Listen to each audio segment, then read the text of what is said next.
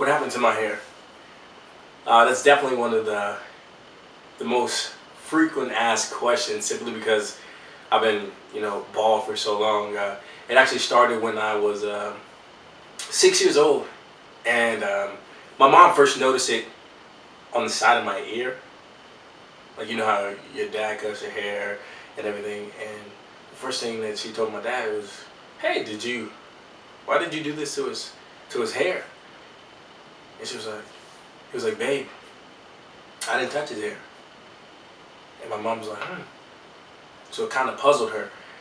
And so that's when she took me to the doctor, and then we were going back and forth between the doctor on base at the time, and then he sent me to a specialist, and that's when I found I had a brain mask. And it caused me to lose my hair. So not only did I have a brain mask, but I also had alopecia areata at the same time. So basically the two worst things that could possibly happened at the same time, simultaneously. So that was the cause of me losing my hair. And so for a while I kind of wrestled with it, simply because you're a 6-year-old kid, you're bald, you don't have any hair, you don't have any eyebrows, any eyelashes. So I look like a freak, at least to myself I did. And so when you're going from school to school and from different places, you kind of build up a wall of insecurity, simply because you don't value yourself the way that God values you. And so that was just the toughest thing for me. And so now it's time to finally let the cat out of the bag, for those who don't already know. And for those I went to school with, this video is for you, because I feel like I've done an injustice by not telling you what God has done for me. And I was so ashamed, and I would go along with the jokes like, "Oh, did your barber do that to you? Did your dad mess you up? Like, why you want to be like your dad, man? Like, who has a bald head in high school?"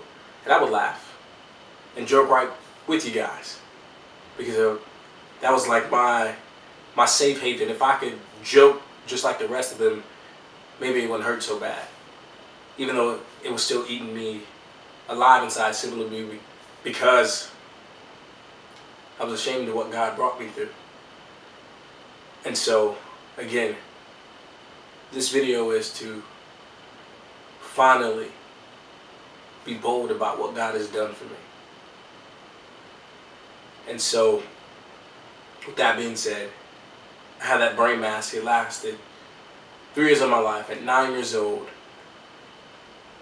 God told me, I was in a deep sleep, that I was healed and I wouldn't need any shots in my head.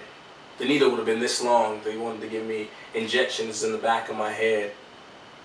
And I woke up and said, "No, God said I'm healed." Mind you, I'm a 9-year-old kid who's had a brain mass for about 3 years of his life, traveling to different doctors, passing out at school, having convulsions, having seizures. And it was at this moment that I had an encounter with God that changed not only my life forever, but my doctor's lives forever. So they wanted to keep me in the hospital for 3 weeks. I was believing, just like Jesus rose in 3 days, I was believing for 3 days. And lo and behold, I was out of there on the 3rd day, healed, no brain mask, no surgery, no shots, no needles, no nothing. So this is why, and this is what happened to my hair.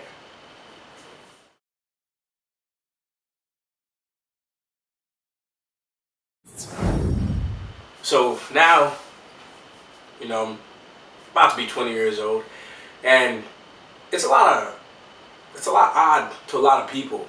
So why are you keeping it like this? Like, you can cut it and do whatever you want to do with it, but why keep it this way? Don't you care that you look funny?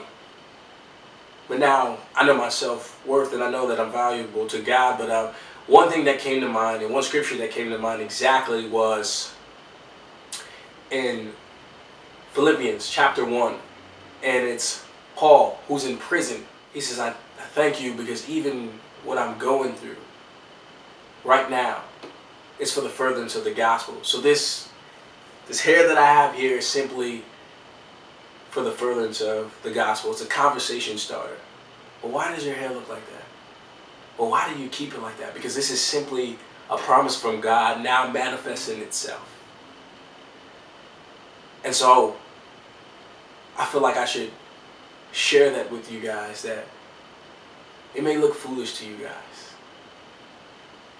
but this is my promise from God that you gotta hold tight and hold firm to. And I felt like this video was relevant for the time that we're going through right now with Hurricane Harvey, Hurricane Maria, Irma, Jose, the earthquake in Mexico. These are all promises of what was to happen. Read your Bible. There will be earthquakes, natural disasters, but we got to be prepared.